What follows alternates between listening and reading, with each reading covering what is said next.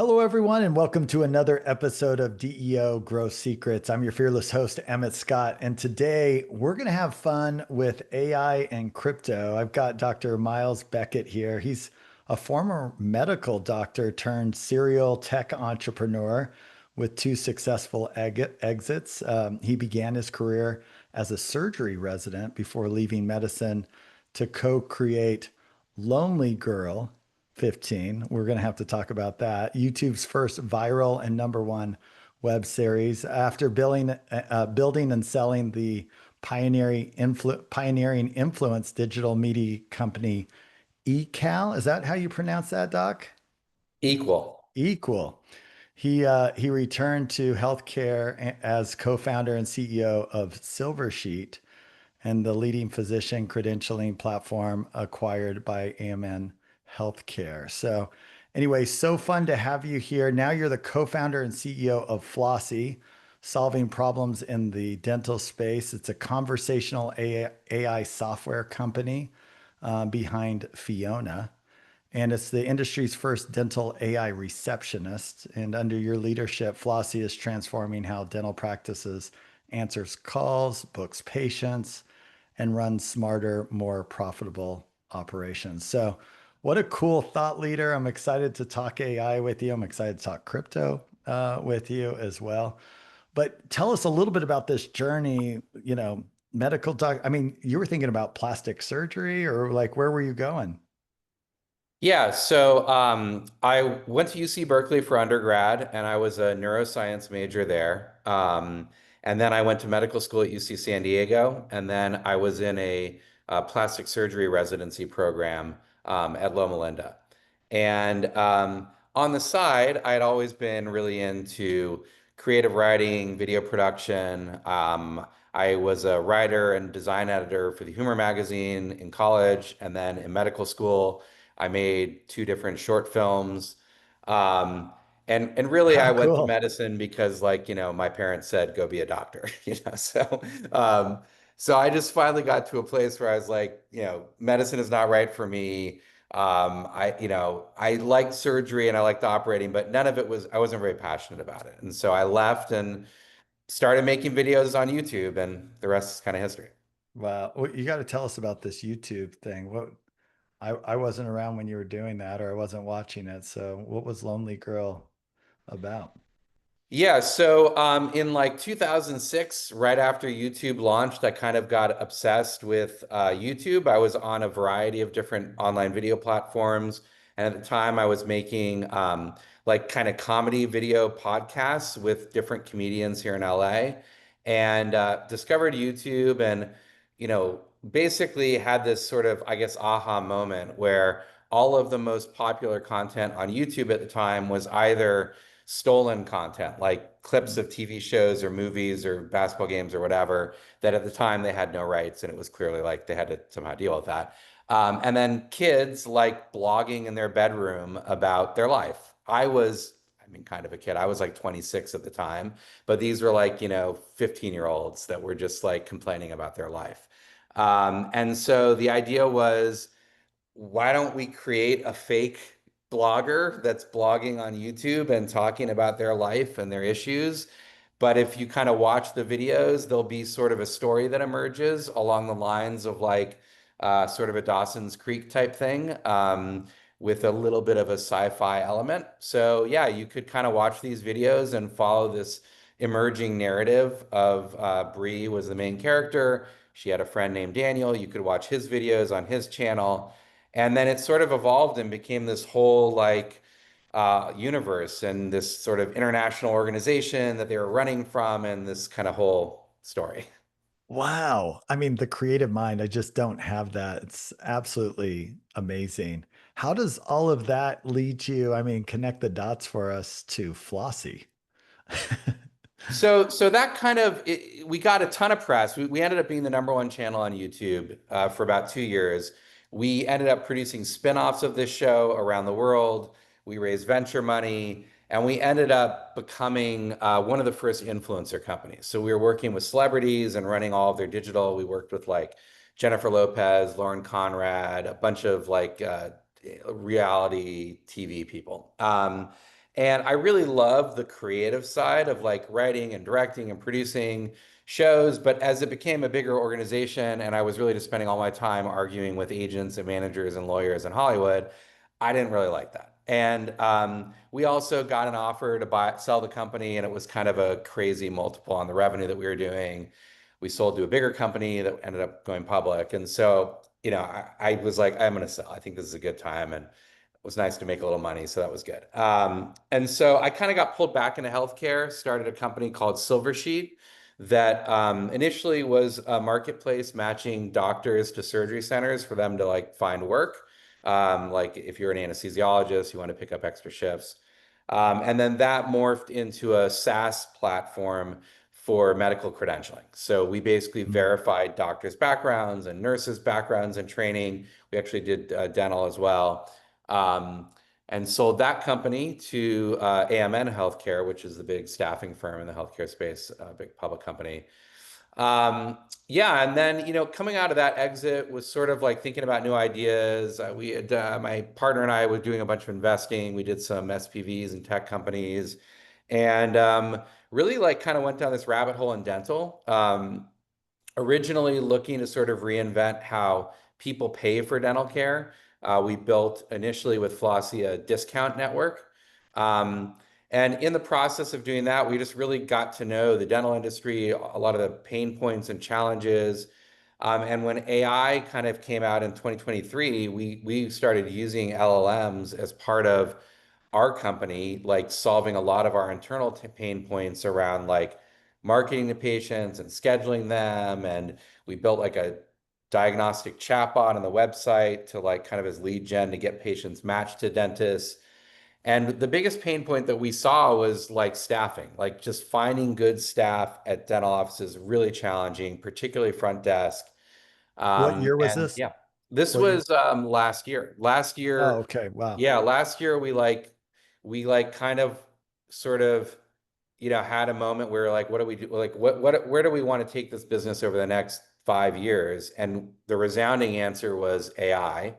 And the pain point that we saw the most frequently was answering the phone, booking new patients, and sort of then a whole host of things that we can talk about in a minute that kind of come out of that. And yeah, we built a proof of concept of Fiona last fall and decided to literally pivot the whole business into that. Wow. And as you've gotten into it, where did you see the biggest opportunity as far as that front desk piece? And it sounds like you're solving one problem at a time here. So which one did you Yeah. take on first, and where are you at today? Yeah, so the very first thing we were trying to solve was scheduling, and scheduling over a phone call because the majority of people interact with their dentist by phone. And we saw there was like a practice that was on our discount network in Pennsylvania and Philadelphia, and they were the top performing practice by volume. Like we were sending way more than half of our volume in Philly to this one practice. And their front desk person quit, and we had to pull them out of the network and turn them off. And it took like 2 months before they could get someone new. So Mm. we basically were like, how do we solve like that problem? Um, and so the first version of Fiona really was just like answering the phone, scheduling new patients, rescheduling and canceling appointments and scheduling new appointments for existing patients, and then answering questions about the practice. You could kind of ask any question that you want. Now, was this like a bot on the website, or was No, it this was phone. verbal? This This was is all, phone. yeah, we Okay. started Wow. with voice first, Wow. which was in hindsight probably the hardest thing we could have picked, but Yeah. that's Yeah. okay. Um, and yeah, and so that was the first thing that we launched, and we've basically added, I think we've done kind of a few things with that core product, which is make the voice better and better and better. And there's a Mm. whole bunch to unpack there, but like around how it sounds, how it listens and actually hears the patient on the other end, which is its own challenge, the scheduling logic and how she can schedule and the complexity and sophistication with respect to that. And then a ton of nuance around like she can now schedule 3 kids all at once and get the Mm. match on the calendar. She can create family files and different PMSs. Like there's a bunch of like nuance there. And then, yeah, we've expanded beyond that. So you can now text back and forth with Fiona. You can chat with her on the website. So she's kind of multi-channel now at this point. For those who aren't in the day to day and they just kind of like it's good or it's bad, you kind of hit on some of these things, but like what are the challenges to solve that? I mean, you named one of them, which is like, yeah, I want to schedule my three kids, right? Yeah, I'm assuming different accents and how they yeah, pronounce certain words is can be really challenging. Getting their name right, yeah, right in the file. And so forth. So yeah, to talk us through that and like what were sure. the early things to solve and what are some of the things now you're tweaking the small knobs on that are still Yeah, working? Because I yeah, think it's some it's people like, oh, I tried that AI 6 months ago and yeah. it doesn't work. And it's like, it's a totally different product than 12 months, 6 months. Every month, probably there's an evolution that's happening, right? 1,000%. Yeah. And I would say one thing I've been saying in general, on podcasts or at conferences or whatever, like Fiona's not perfect. The technology, the voice is not perfect. I was just at a conference in San Francisco, hosted by 11 Labs, which is one piece of the voice stack that we use, which I can talk about in a minute. And like, that entire conference, people on stage are basically saying like, look, a lot of things don't work, but we found like these use cases where it does work and it works awesome, and we're getting like massive improvements. And to your point, it's also changing so rapidly. Like we have literally completely scrapped and rebuilt the entire platform 3 times so far Mm. because the technology has changed so much that you basically are like, I just have to re-architect the entire thing. Um, so yeah, so to your question, I mean, I think the things in the very beginning and the things that have improved dramatically over the last 6 months is um, hearing the patient on the other end and correctly hearing them correctly. And in the back end technology, what's really going on there is what they call in the industry speech to text.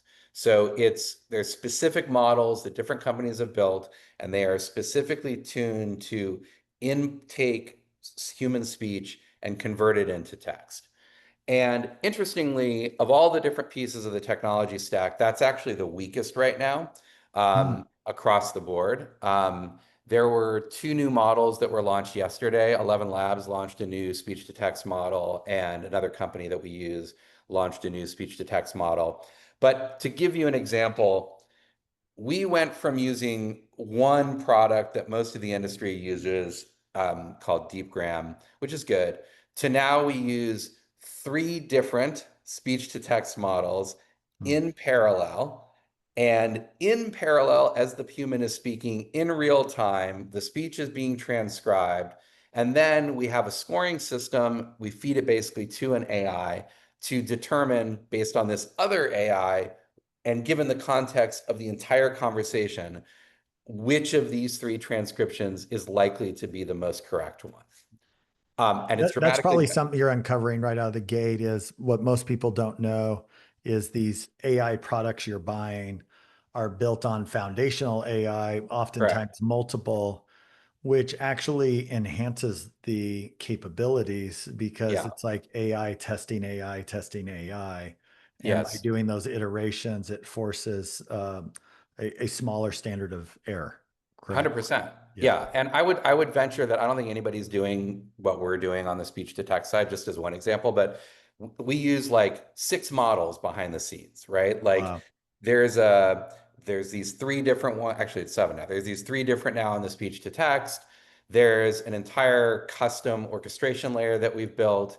We have what's called a multi-agentic system, which basically means we have 12 different um, AIs that are effectively running for different types of tasks, and they actually can dynamically use different foundational models Mhm. depending on which will be best for that use case. Um, This so is it's also what makes this challenging because, I mean, for those of us who are more like retail consumers and active in AI, one day Grok is crushing it, then Gemini is, then ChatGPT is, and they're leapfrogging on each other, and then Claude's doing X, Y, and Z. And yeah, so for those trying to build on these building blocks, right, it gets really challenging because you're like, okay, is this one pulling far enough ahead that we actually need to move over to that platform? And then all of a Yeah, sudden this one jumps all the way up and you're like, never mind, and I'm guessing that's partly what caused you having to rebuild it three times is yeah.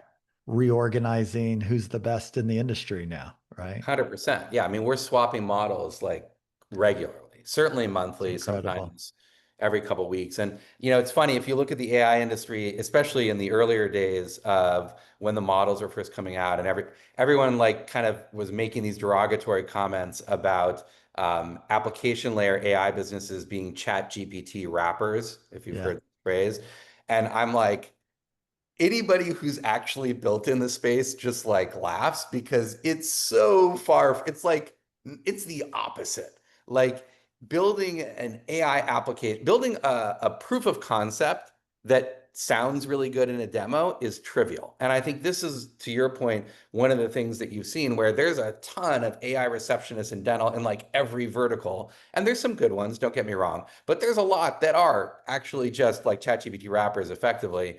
And it sounds really good. And then when you actually deploy it in production with real humans calling who have weird accents and talk slowly and pause for like 2 seconds for no reason in the middle of their birth date, the whole thing fails, right? Uh-huh. Uh-huh. Yeah, that's fascinating. So in some ways to be a rapper is actually the most complex thing to solve for, right? Beyond, Yeah. it's way harder than building a traditional, SaaS product. Like, Right. um, And our yeah, quality of expectations, that's always what's fun for me is like how quickly we become entitled, right? So it's like right. Yeah, the iPhone comes out and all of a sudden we're like, why isn't all enterprise software? I mean, I think rightfully so at this point, we should be a little ticked that not all practice management software isn't like way simpler than it is. yeah, But anyway, right, Amazon starts giving us 2-day deliveries and we're like, why doesn't everything just do 2-day and, drone delivery? right, And for AI, I think it's like, well, you already can do this. Why can't you right, do X, Y, and right. Z? Right. No, Yeah. totally. It's funny. I mean, like, and we've leaned into this a bit in that we've personified the AI as Fiona, and we have like a character we've drawn, animated character and stuff. But like, she's not a person. It's not magic, and like she can't just like magically do things. But it's fuzzy. Like if you look at it, it's both the beauty of these large language models and the challenge. If you look at traditional software, computers are extremely um, uh, precise, right? They only do exactly what you tell it to do, and programming is like the art of like telling a computer precisely what it needs to do. But once you do that, it'll do that exactly the same every time. With the LLMs, they don't. Like you can send an LLM the exact same prompt, and the output will be different Mm, every single time. Maybe not totally different, but it will be different every single time because behind the scenes, they are large statistical models. And so building on top of them, you're on like a yeah. sandy, shifty foundation here. And so it's awesome because they can do these incredibly somewhat emergent things, but it's very hard to build them in a way where you kind of rein them in and keep the output to be consistent. So that's, I think, the constant challenge.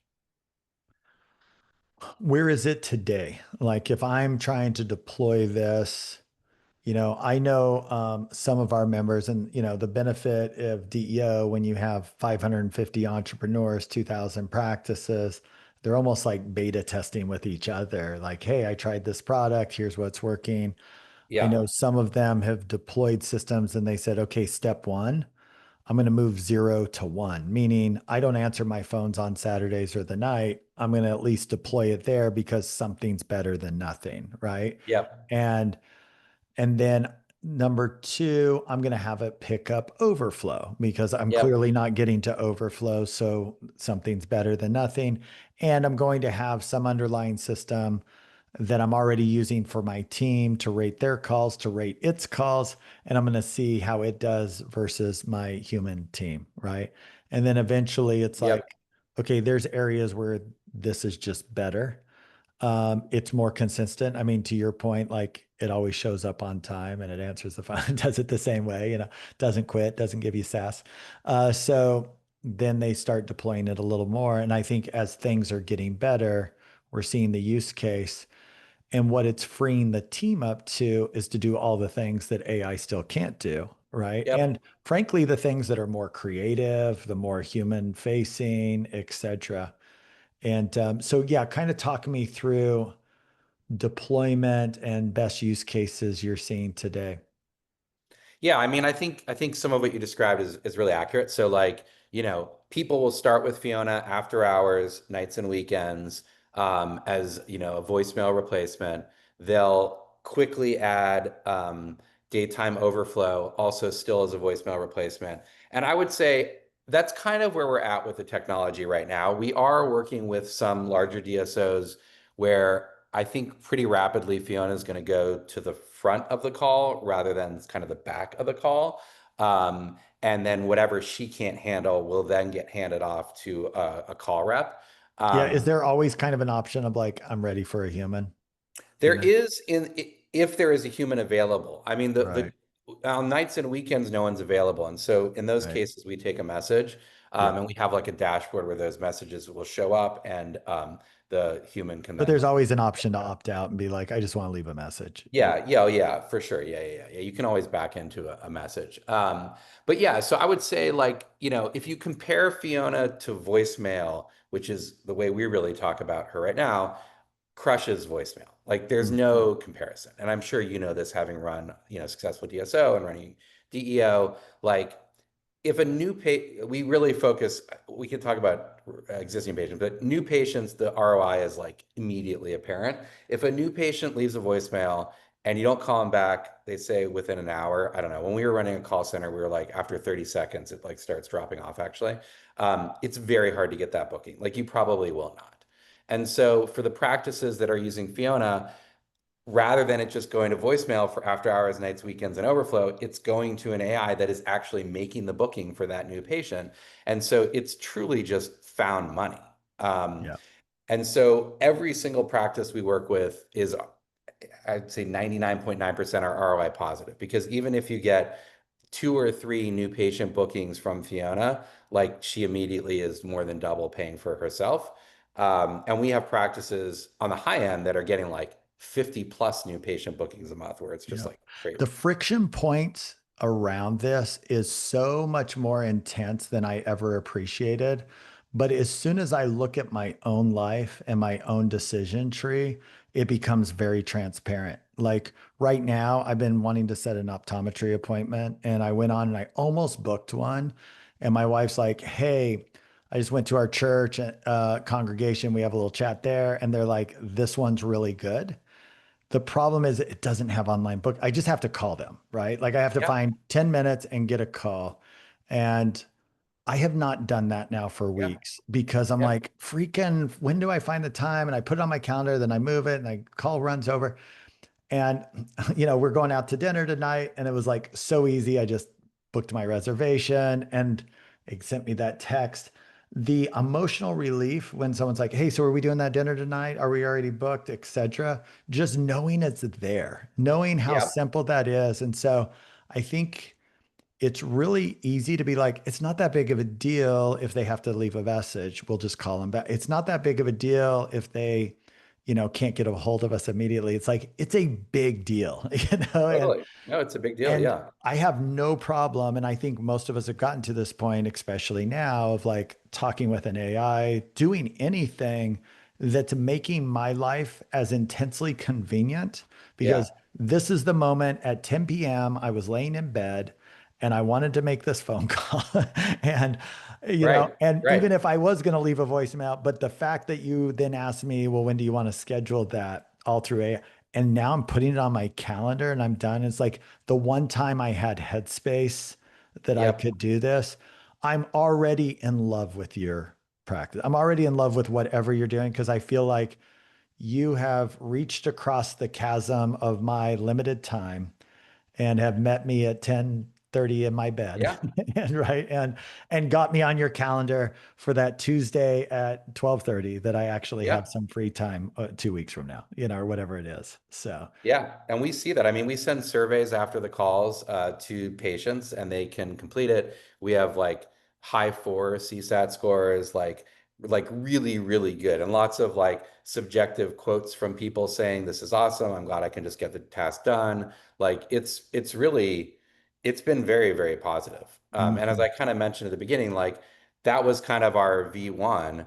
And now like you can text with Fiona, so you can initiate and text back and forth. You can actually Do I put that convert. on like my Google map? Yeah, that's what Is we're that the doing. Yeah. best way to do it? Yeah, because Yeah, then we're that helping would be them the other add. thing. Like, just text me, So, Correct.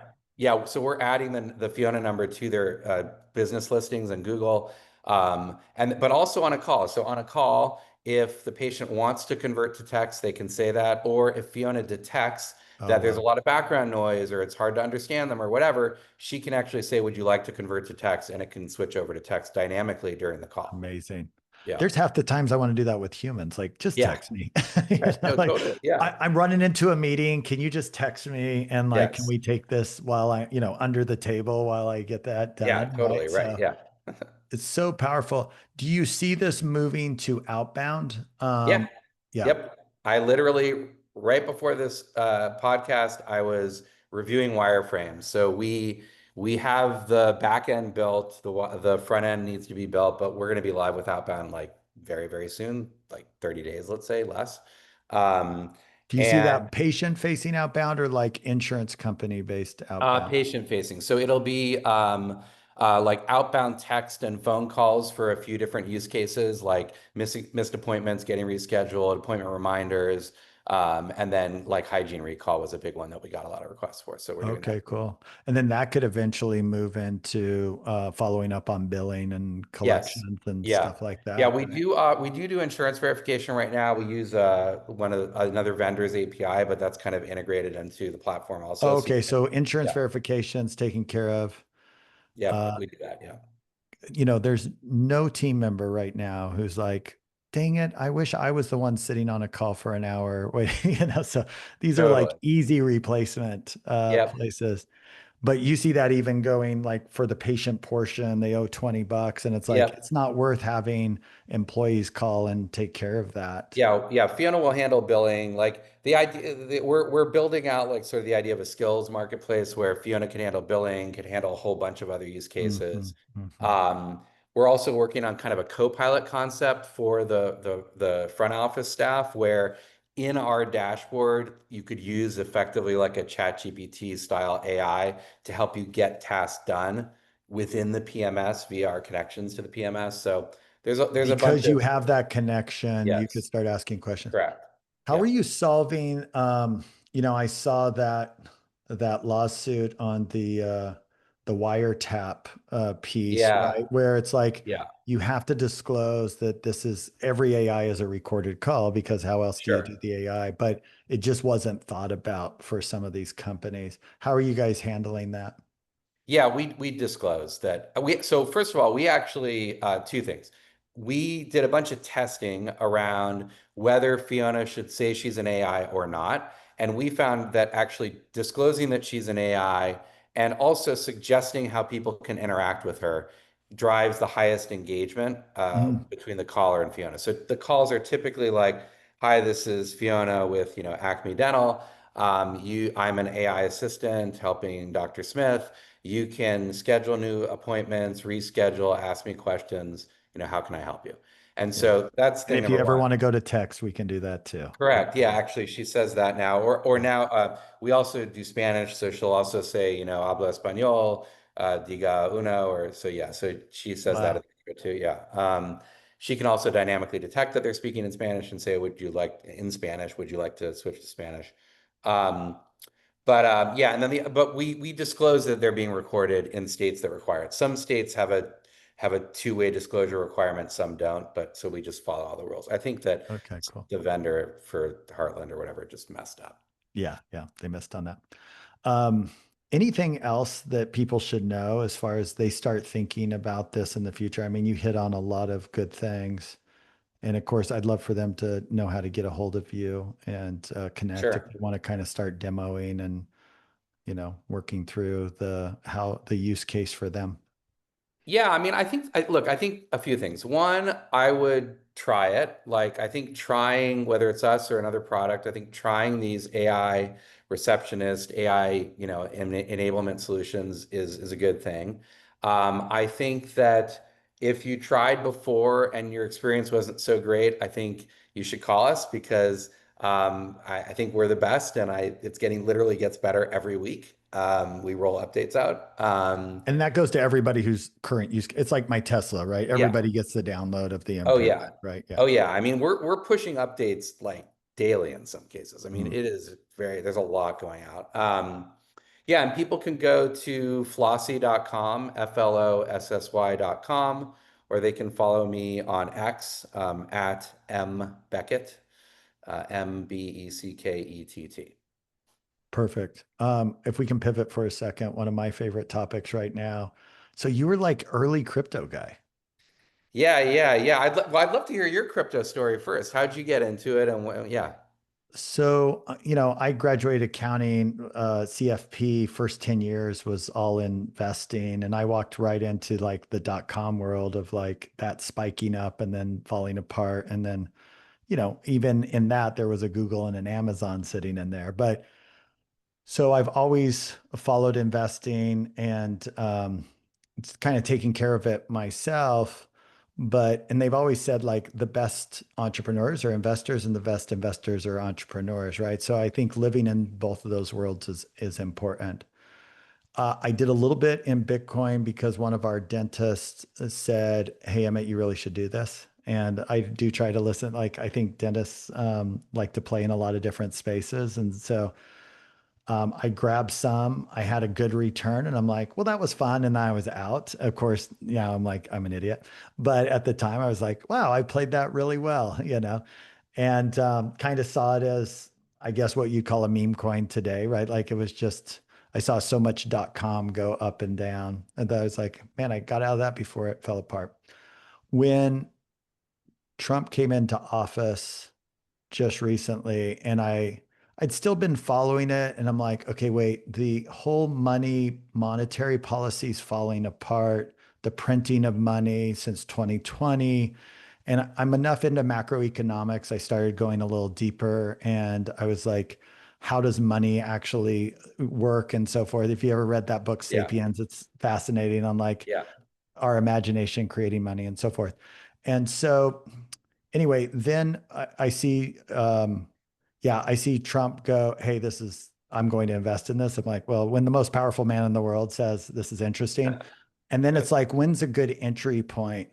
And when the tariffs happened, I was like, this is a fabulous entry point. So the one thing I have learned between 9/11, sadly, and COVID and the housing market is those are fabulous entry points because everyone freaks Sure. out, but the US economy moves on, right? Unless you Right. think it's like the end of the world, which at that point, who cares what I invested in? Yeah, right. And so I dropped a bunch in April. So I get to again be a genius for a moment in time. And of course, had an immediate, really nice return. And then I'm like, wait, once I went deep, I was like, wait, this is like an ongoing thing. And then Yeah, once I go deep on something, I probably spend 2 hours a day now in crypto. nice. And so I hired a coach from a hedge fund managing Cool. group Awesome. and meet with them each week and doing a lot with liquidity pools on Solana Okay. right now and then got my Bitcoin going and so forth. And I started off with like, if I could just get to one Bitcoin per child, then I feel like I passed on like the right. So got there and then kind of have moved on to other things at this point. So yeah, Nice. that's where I'm at. And like, yeah, understanding, I think what I learned from the .com era is I want to understand the underlying utility.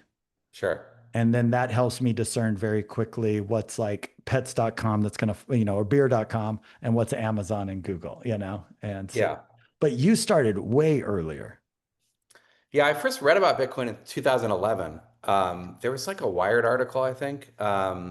And at the time, I was like, I think in the throes of like trying to sell my company or my first business or I don't know, something. And I kind of forgot about it. And then I sold the company in 2012.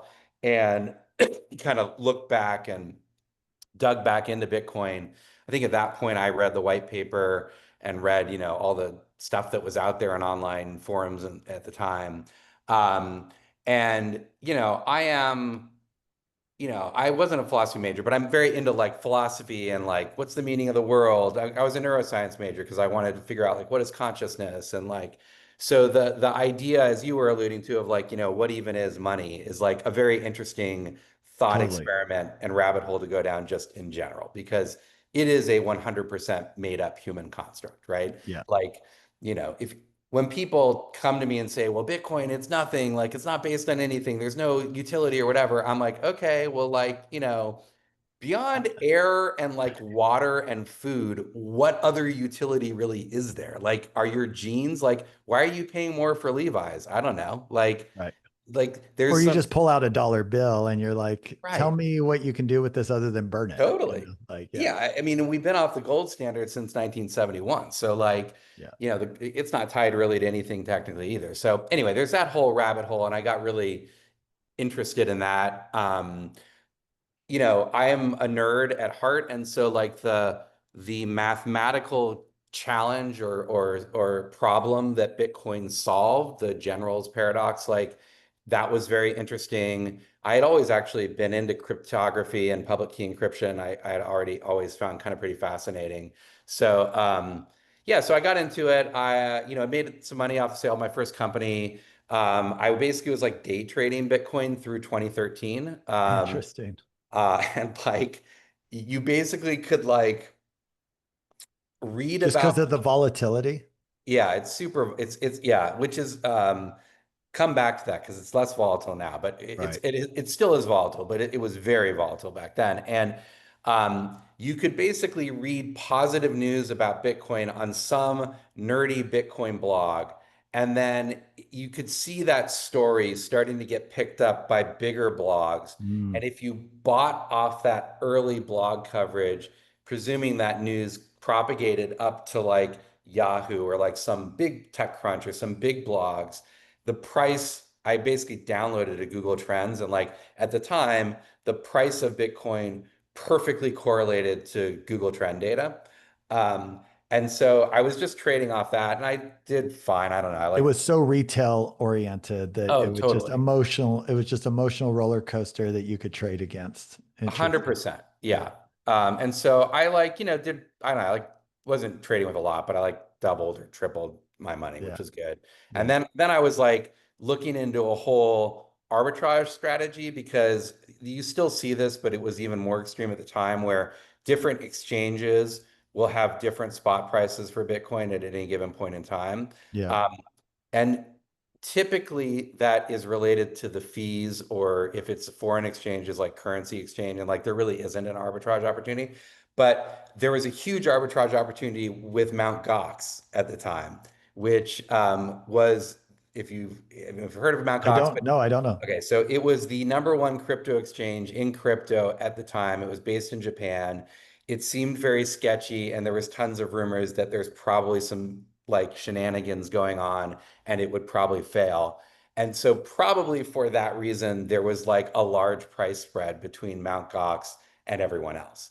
Um, and so I was looking into building like an automated arbitration system, but when you kind of modeled it out, at any given point in time, you would have a huge amount of Bitcoin sitting on Mt. Gox, and it seemed like a counterparty risk that like I was not comfortable with. It And was a then centralized exchange. You weren't yeah, holding it. Yeah. Got it. Yeah. and I didn't trust them basically. And in 2012, Mt. Gox failed, and that's Mm. what triggered. And they like had stolen like a bunch of money got stolen.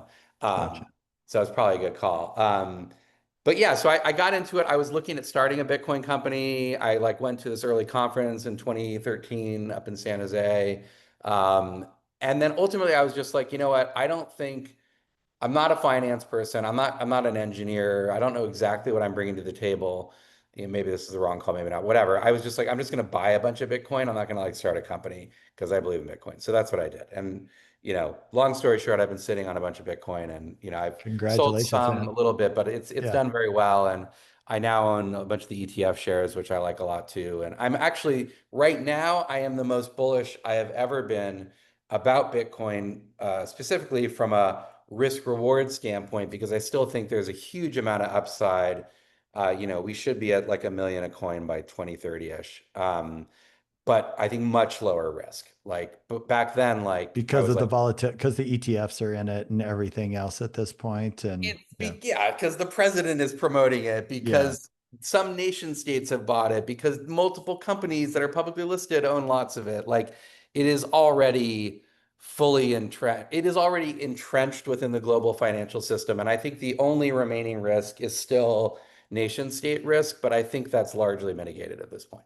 What about the quantum risk? What do you think about that? I'm not worried about that. Like I know all the I know the actual technological risk, and like I think before any quantum computer is at a point where it could really cause a problem, they will upgrade the encryption protocol, which is they already know how to do it. It's just like Agreeing and it moving is on. just agreeing. It is the annoying thing about any decentralized system is that there's a bunch of people that just like complain, and you have to get consensus among the major miners to do it, but it'll happen before it becomes a problem. Do you have a second favorite crypto?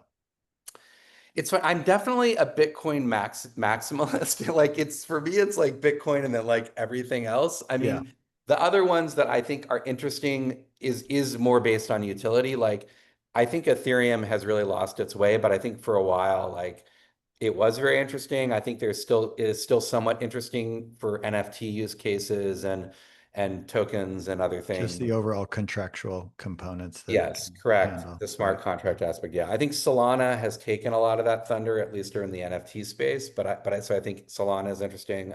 Just because it's transactional piece. I Yeah. just saw Western Union partnering with Solana, which the amount for those who might not be into this without going too deep, if you just wanted to do like a surface level opportunity, think about the amount of money that happens within a bank. Like, why are they the largest organization, buildings and organization? Think about also how inefficient. Like at 5 o'clock, if I wanted to wire you money, I couldn't. Like in today's world, again, when I talked about all the stuff we're entitled to, I think the more people start wrapping their minds around how poor the current currency rails are. So you take Western Union, the fact that they even exist, Yeah. is like yellow pages. Like, how does Yeah. this exist? And when I go to transfer between wallets now using any kind of crypto, I'm watching in seconds or worst case, Bitcoin in a few minutes or whatnot. You're just like, it's still so much better than, I mean, Totally. I can Apple Pay someone, but if I need to move that Apple Pay into my Wells Fargo, I'm like, in 7 days, and it's like, really? So once you start working on these platforms, but then you get into things like liquidity pools where that money exchange component is usually eaten up by a centralized bank and all of a sudden it has to be shared with everyone else. The amount of dollars to be made for just Hmm. parking your money is insane. Yeah. And Stable coins, I think, are really interesting. They've kind of had their moment this year in the venture world. I Uh, think it'll be huge. I think the Clarity yeah. Act getting passed, which will probably happen now that Yeah. our government's open, which, by the way, having our Treasury Secretary say Bitcoin didn't close down, why does the government need to close down, was also a very cool It's statement. amazing. I mean, it's Yeah. crazy. Yeah. Yeah. It's very cool. But yeah, I'm excited. I guess I am a bit of a sound money person. Like I really, I think, uh, have you ever seen this website, WTF1971.com? If you No. want to like have your brain kind of blow up, go Yeah. there. Yeah. I'd love Uh, it. Basically, some of this is just correlation, but like basically, like every bad thing in our society happened starting in 1971. And I think there's some truth to it. Some of it is just, again, just like correlation, not causation. But like money debasement is a real thing. Inflation is obviously a real thing. And I think that when you look at a lot of the problems in our society, I do think it goes back to like us being irresponsible fiscally at the national, state, and local level through monetary policy and through a currency that you can infinitely inflate. And that leads to, wage stagnation and the haves and have-nots and the 1% and home ownership, like all these things go back to that. So, I'll give you one that I think is fascinating that I've fully bought into is obesity.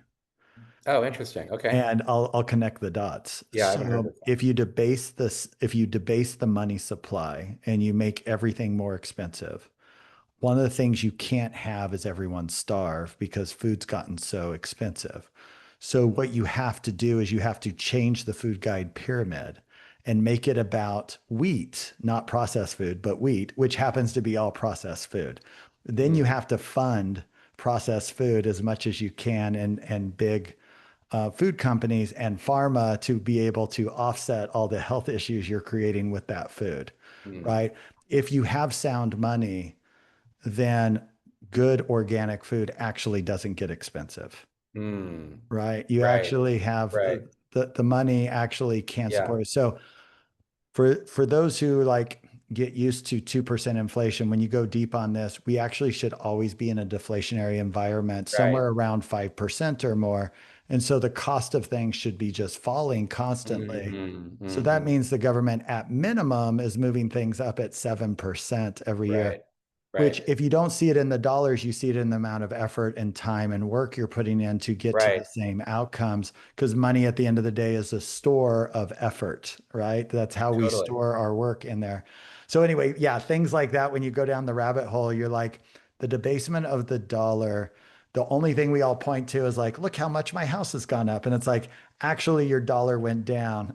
Your Right. house is Not in the real same price it terms. always has been. Yeah. Right, right. So, Exactly. yeah.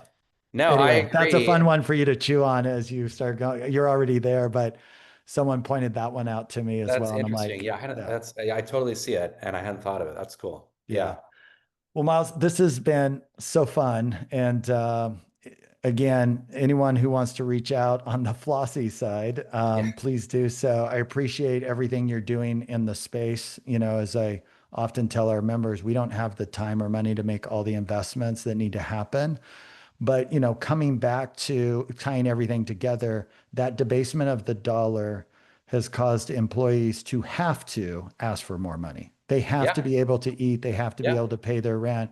But the problem is that we are in an industry that we can't just raise the price on Right. our side. So you get a squeezing of margins. Well, how do you solve for all this? The best way to solve for it is technology and to Yeah. have the humans. And I think that in the next 5 to 10 years, we're going to see the cost of labor continue to move up Hmm. and not necessarily the reimbursement rate. And so technology is going to be absolutely critical. And the dental practice of the future will be an AI ran practice with, you know, dentists, hygienists, and others who are absolutely necessary for client facing things, making a ton of money. And a practice that is profitable, but not like what we see today. So, Hmm. anyway, thank you for everything you're doing. I really appreciate it. For Thank those you. who are, yeah, for those who are interested in DEO, check out our website at deodentalgroup.com. And until next time, keep smiling.